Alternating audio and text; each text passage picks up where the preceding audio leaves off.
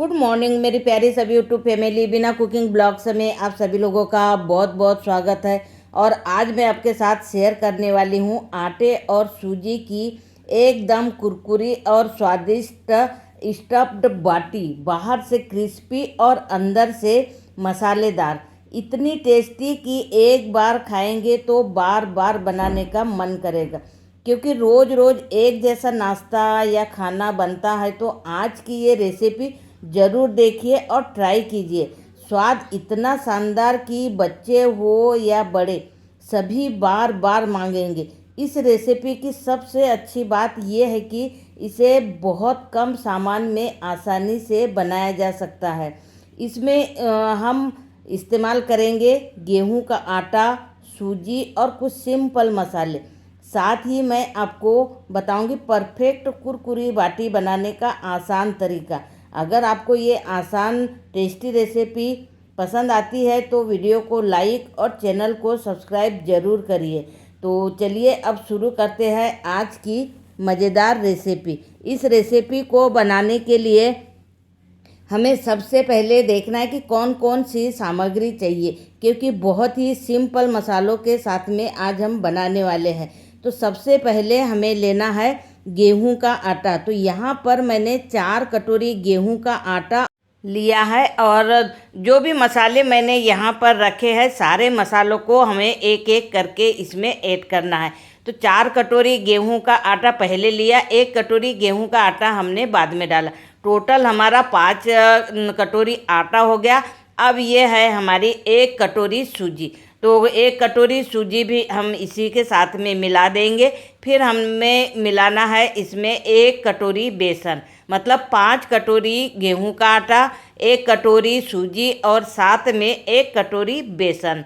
अब ये सभी को हमें एक साथ मिक्स करने से पहले जो मसाले ज़रूरी है उसे हम पहले डालेंगे। तो सबसे पहले मैंने यहाँ पर लिया है 1 चम्मच खाने वाला मीठा सोडा, उसे डाल देंगे हम। और फिर उसके बाद मैंने यहाँ 1 चम्मच लिया है नमक। नमक हमें स्वाद के अनुसार नहीं, बस थोड़ा सा हमें कम ही डालना है। तो 1 चम्मच नमक डाल दिया है। और हमने हल्दी पाउडर, साथ में ये जो मसाले मैं इकट्ठे कर रही हूँ इसे मैं अभी साइड में कर देती हूँ। कैसे डालना है वो मैं आगे आप लोगों को वीडियो में बताने वाली हूँ। तो हल्दी, नमक और साथ में मीठा सोडा, सभी को हमें अच्छे से मिक्स कर लेना है। तो यहाँ हेल्प के लिए मेरी देवरानी है, क्योंकि आज एनिवर्सरी है और एनिवर्सरी पे मैंने एक अलग तरीके की जो बाटी बनाई है ना, तो देवरानी ने बोला दीदी मुझे भी बताओ, क्योंकि आप बहुत ही स्वादिष्ट बनाते हो। तो बस मैंने उसे भी शामिल कर लिया हेल्प के लिए। और ये जो खड़ा धनिया है, ये खड़ा धनिया कूट रही है। तो खड़े धनिया को हमने पहले कूट लिया है और कूटने के बाद में इसे साइड कर लिया। अब ये आटे को मिक्स कर रही है। अब जो हमने मसाले लिए थे, अब उसे हमें कौन कौन से मसाले डालना है उसे देखते हैं। तो यहाँ पर जो हमने 1 कटोरी तेल लिया था उसे गरम करने के लिए एक गंजी में डाल देना है। जैसे ही हमारा तेल थोड़ा गरम हो जाएगा, उसके बाद हमें डालना है इसमें हींग का तड़का देना है, साथ में जीरा डाल देना है और फिर हमें डाल देना है सौंफ। सौंफ के बाद में हमें खड़ा धनिया और फिर लास्ट में हमें डालना है अजवाइन। गैस तुरंत बंद कर देना है। और ये हमारा हो गया है तड़का। तड़का देने के बाद में तुरंत ही हमें इसे आटे में डाल देना है और फिर हमें चम्मच से इसे थोड़ा मिक्स करना है, क्योंकि इस आटे को हमें करना है खस्ता। तो खस्ता करने के लिए पहले चम्मच का यूज करना है। जैसे ही थोड़ा सा आटा हमारा, मतलब तेल थोड़ा सा ठंडा हो जाएगा, उसके बाद में फिर हमें हाथ से इसे एकदम खस्ता करना है। और इतना अच्छा टेस्ट आएगा ना, मैं आप लोगों को क्या बताऊँ। जब आप इस तरीके से अगर एक बार बना लेंगे ना, तो विश्वास नहीं कर पाएंगे कि इतनी टेस्टी रेसिपी ये बनकर तैयार हुई है। तो ये देखिए इतना अच्छा हमारा खस्ता आटा हो चुका है, एकदम परफेक्ट नाप के साथ में। तो ये देखिए मुट्ठी बन रही है हमारी आटे में, मतलब हमारा आटा एकदम परफेक्ट मोयन हो गया है। अब मैंने थोड़ा गुनगुना पानी किया है, बहुत ज़्यादा गर्म नहीं किया, थोड़ा गुनगुना किया है। और उस पानी के साथ में अब हमें आटे को तैयार करना है।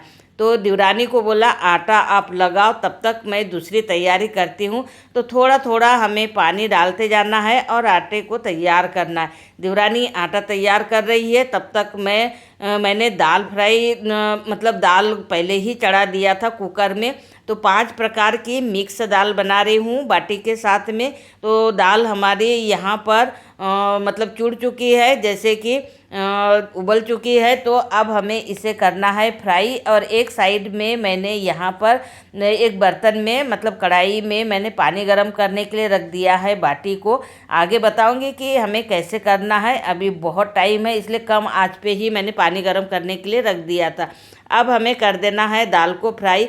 और दाल भी ना थोड़ी सी अगर मसाले वाली बनती है ना बाटी के साथ में तो बहुत ज़्यादा टेस्टी लगती है। वैसे तो मैं बहुत ज़्यादा मसाले यूज नहीं करती हूँ, सिंपल ही तरीके से बनाती हूँ, लेकिन ये तो मुझे भी नहीं पता कि इतनी ज़्यादा स्वादिष्ट बनती है। अगर एक बार अगर मेरे हाथ की दाल हो या सब्जी हो या कोई भी चीज़ अगर खा लोगे ना तो आप तो ये मान के चलिए कि उस रेसिपी के दीवाने हो जाएंगे, क्योंकि बहुत ही ज़्यादा टेस्टी बनती है। यही रेसिपी अगर आप बनाएंगे या उतनी टेस्टी नहीं बनेगी जितना जैसे मैं आप लोगों के साथ में शेयर करती हूँ, क्योंकि कहते हैं ना कि हाथ हाथ का भी फ़र्क होता है। और डालना हमें मसाला वही है, लेकिन ये नहीं पता रहता है कि मतलब क्यों इतना टेस्टी बनता है। तो चलिए अभी तो हम लोग दाल फ्राई कर लेते हैं, और ये बातें तो हमारी होते ही रहेगी आगे भी वीडियो में। तो यहाँ पर मैंने 5 प्रकार की दाल बनाई, क्योंकि बाटी के साथ में ना दाल बाटी ही ज़्यादा सभी लोग पसंद करते हैं। तो ये देखिए मैंने दाल फ्राई कर दिया, टमाटर गल रहे हैं मेरे, और इधर आटा भी हमारा हो गया है तैयार। इसे 15 मिनट के लिए हम लोग ढककर छोड़ देंगे, और तब तक मैं दाल को और आगे की प्रोसेस कर लेती हूँ। तो यहाँ पर हमारे टमाटर गल गए हैं, दाल को डाल देती हूँ। डालने के बाद में हमें जितनी दाल पतली चाहिए उसके हिसाब से हमें पानी डाल देना है, और इसे उबाल आने के लिए मैं छोड़ देती हूँ। तो इसे दाल को ना 2 उबाल हमें आने देना है और गैस को हमें बंद कर देना है। तो चलिए हमारी दाल हो रही है, तब तक के हम लोग दूसरी प्रोसेस करते हैं। तो यहाँ 15 मिनट लगभग हमारा हो चुका है।